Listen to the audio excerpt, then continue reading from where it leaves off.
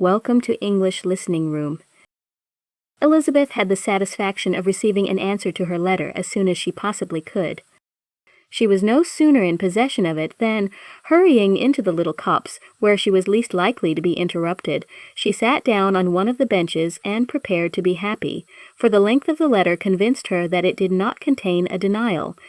Gracechurch Street, Sept. 6. My dear niece, I have just received your letter, and shall devote this whole morning to answering it, as I foresee that a little writing will not comprise what I have to tell you.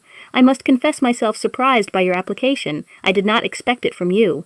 Don't think me angry, however, for I only mean to let you know that I had not imagined such inquiries to be necessary on your side. If you do not choose to understand me, forgive my impertinence. Your uncle is as much surprised as I am, and nothing but the belief of your being a party concerned would have allowed him to act as he has done. But if you are really innocent and ignorant, I must be more explicit. On the very day of my coming home from Longbourn, your uncle had a most unexpected visitor. Mr. Darcy called, and was shut up with him several hours. It was all over before I arrived, so my curiosity was not so dreadfully racked as yours seems to have been. He came to tell Mr. Gardiner that he had found out where your sister and Mr. Wickham were, and that he had seen and talked with them both. Wickham repeatedly, Lydia once. From what I can collect, he left Derbyshire only one day after ourselves, and came to town with the resolution of hunting for them. The motive professed was his conviction of its being owing to himself that Wickham's worthlessness had not been so well known as to make it impossible for any young woman of character to love or confide in him. He generously imputed the whole to his mistaken pride, and confessed that he had before thought it beneath him to lay his private actions open to the world. His character was to speak for itself. He called it therefore his duty to step forward and endeavor to remedy an evil which had been brought on by himself. If he had another motive, I am sure it would never disgrace him. He had been some days in town before he was able to discover them, but he had something to direct his search, which was more than we had, and the consciousness of this was another reason for his resolving to follow us. There is a lady, it seems, a Mrs. Younge, who was some time ago governess to Miss Darcy, and was dismissed from her charge on some cause of disapprobation, though he did not say what. She then took a large house in Edward Street, and has since maintained herself by letting lodgings. This Mrs. Younge was, he knew, intimately acquainted with Wickham, and he went to her for intelligence of him as soon as he got to town, but it was 2 or 3 days before he could get from her what he wanted. She would not betray her trust, I suppose, without bribery and corruption, for she really did know where her friend was to be found. Wickham, indeed, had gone to her on their first arrival in London, and had she been able to receive them into her house, they would have taken up their abode with her. At length, however, our kind friend procured the wished-for direction. They were in Street. He saw Wickham, and afterwards insisted on seeing Lydia. His first object with her, he acknowledged, had been to persuade her to quit her present disgraceful situation, and return to her friends as soon as they could be prevailed on to receive her, offering his assistance as far as it would go. But he found Lydia absolutely resolved on remaining where she was. She cared for none of her friends. She wanted no help of his. She would not hear of leaving Wickham. She was sure they should be married some time or other, and it did not much signify when. Since such were her feelings, it only remained, he thought, to secure and expedite a marriage, which in his very first conversation with Wickham he easily learnt had never been his design. He confessed himself obliged to leave the regiment on account of some debts of honour which were very pressing, and scrupled not to lay all the ill consequences of Lydia's flight on her own folly alone. He meant to resign his commission immediately, and as to his future situation he could conjecture very little about it. He must go somewhere, but he did not know where, and he knew he should have nothing to live on. Mr. Darcy asked him why he had not married your sister at once. Though Mr. Bennet was not imagined to be very rich, he would have been able to do something for him, and his situation must have been benefited by marriage. But he found, in reply to this question, that Wickham still cherished the hope of more effectually making his fortune by marriage in some other country. Under such circumstances, however, he was not likely to be proof against the temptation of immediate relief. They met several times, for there was much to be discussed. Wickham, of course, wanted more than he could get, but at length was reduced to be reasonable. Everything being settled between them, Mr. Darcy's next step was to make your uncle acquainted with it, and he first called in Gracechurch Street the evening before I came home.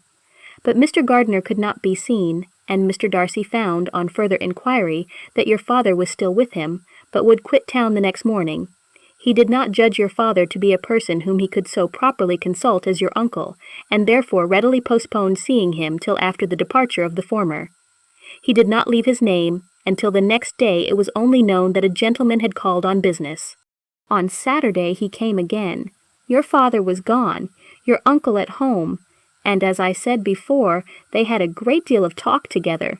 They met again on Sunday, and then I saw him too. It was not all settled before Monday. As soon as it was, the express was sent off to Longbourn. But our visitor was very obstinate. I fancy, Lizzie, that obstinacy is the real defect of his character after all. He has been accused of many faults at different times, but this is the true one. Nothing was to be done that he did not do himself, though I am sure, and I do not speak it to be thanked, therefore say nothing about it, your uncle would most readily have settled the whole. They battled it together for a long time, which was more than either the gentleman or lady concerned in it deserved, but at last your uncle was forced to yield, and instead of being allowed to be of use to his niece, was forced to put up with only having the probable credit of it, which went sorely against the grain, and I really believe your letter this morning gave him great pleasure, because it required an explanation that would rob him of his borrowed feathers, and give the praise where it was due. But, Lizzie, this must go no farther than yourself, or Jane at most. You know pretty well, I suppose, what has been done for the young people. His debts are to be paid, amounting, I believe, to considerably more than £1,000, another 1,000 in addition to her own settled upon her, and his commission purchased. The reason why all this was to be done by him alone was such as I have given above.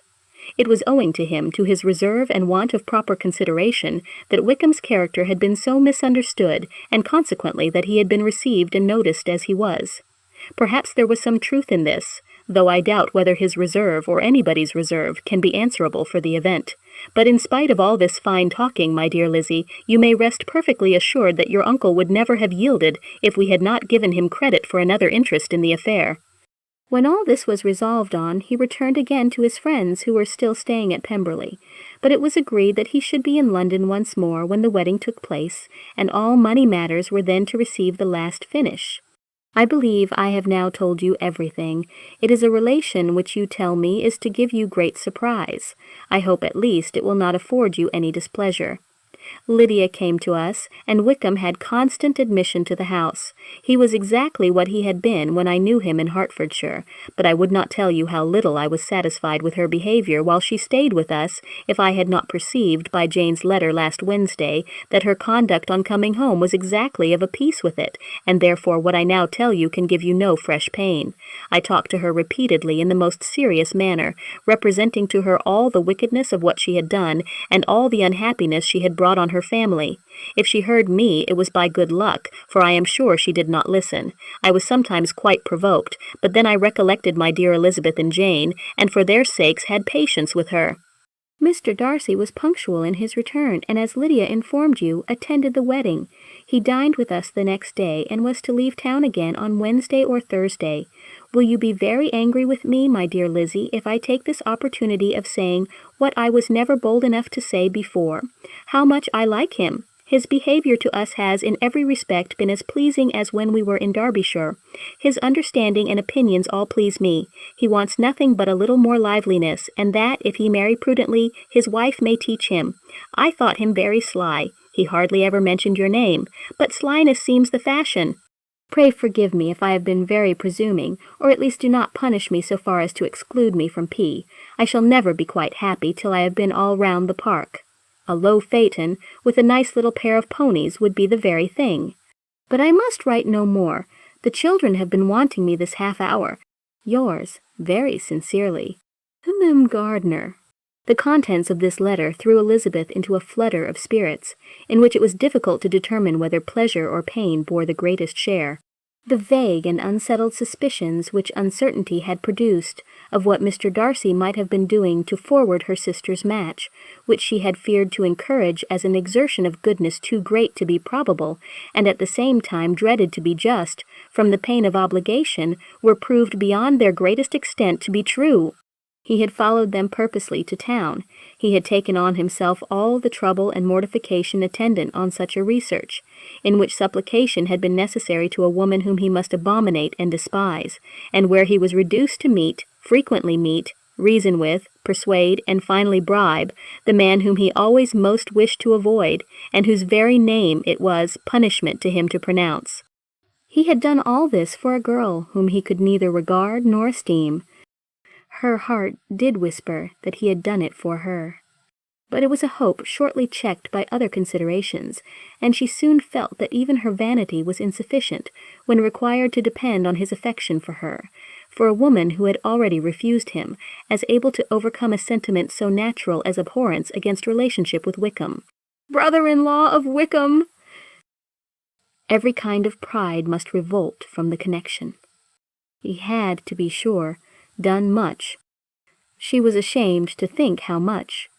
But he had given a reason for his interference, which asked no extraordinary stretch of belief.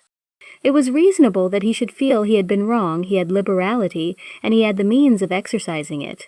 And though she would not place herself as his principal inducement, she could perhaps believe that remaining partiality for her might assist his endeavors in a cause where her peace of mind must be materially concerned.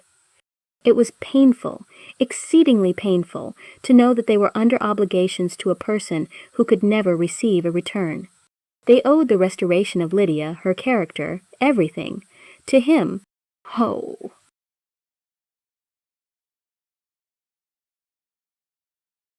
How heartily did she grieve over every ungracious sensation she had ever encouraged, every saucy speech she had ever directed towards him. For herself she was humbled. But she was proud of him, proud that in a cause of compassion and honor he had been able to get the better of himself. She read over her aunt's commendation of him again and again. It was hardly enough, but it pleased her. She was even sensible of some pleasure, though mixed with regret, on finding how steadfastly both she and her uncle had been persuaded that affection and confidence subsisted between Mr. Darcy and herself. She was roused from her seat, and her reflections by someone's approach, and before she could strike into another path, she was overtaken by Wickham. "I am afraid I interrupt your solitary ramble, my dear sister," said he as he joined her. "You certainly do," she replied with a smile, "but it does not follow that the interruption must be unwelcome. I should be sorry indeed if it were. We were always good friends, and now we are better." "True. Are the others coming out?" "I do not know. Mrs. Bennet and Lydia are going in the carriage to Meryton. And so, my dear sister, I find, from our uncle and aunt, that you have actually seen Pemberley." She replied in the affirmative. "I almost envy you the pleasure, and yet I believe it would be too much for me, or else I could take it in my way to Newcastle. And you saw the old housekeeper, I suppose? Poor Reynolds, she was always very fond of me, but of course she did not mention my name to you." "Yes, she did." "And what did she say?" "That you were gone into the army and she was afraid had not turned out well. At such a distance as that, you know, things are strangely misrepresented." "Certainly," he replied, biting his lips. Elizabeth hoped she had silenced him, but he soon afterwards said, "I was surprised to see Darcy in town last month. We passed each other several times. I wonder what he can be doing there." "Perhaps preparing for his marriage with Miss de Bourgh," said Elizabeth. "It must be something particular to take him there at this time of year." "Undoubtedly. Did you see him while you were at Lambton? I thought I understood from the Gardiners that you had." "Yes, he introduced us to his sister." "And do you like her?" "Very much." "I have heard indeed that she is uncommonly improved within this year or two. When I last saw her, she was not very promising. I am very glad you liked her. I hope she will turn out well." "I dare say she will. She has got over the most trying age." "Did you go by the village of Kimpton?" "I do not recollect that we did." "I mention it because it is the living which I ought to have had. A most delightful place. Excellent parsonage house. It would have suited me in every respect." "How should you have liked making sermons?" "Exceedingly well. I should have considered it as part of my duty, and the exertion would soon have been nothing. One ought not to repine, but to be sure it would have been such a thing for me. The quiet, the retirement of such a life would have answered all my ideas of happiness, but it was not to be. Did you ever hear Darcy mention the circumstance when you were in Kent?" "I have heard from authority, which I thought is good, that it was left you conditionally only, and at the will of the present patron." "You have. Yes, there was something in that. I told you so from the first, you may remember." I did hear, too, that there was a time when sermon-making was not so palatable to you as it seems to be at present, that you actually declared your resolution of never taking orders, and that the business had been compromised accordingly. You did, and it was not wholly without foundation. You may remember what I told you on that point when first we talked of it. They were now almost at the door of the house, for she had walked fast to get rid of him, and unwilling, for her sister's sake, to provoke him, she only said in reply with a good-humoured smile, "Come, Mr. Wickham, we are brother and sister, you know. Do not let us quarrel about the past. In future, I hope we shall be always of one mind." She held out her hand. He kissed it with affectionate gallantry, though he hardly knew how to look, and they entered the house.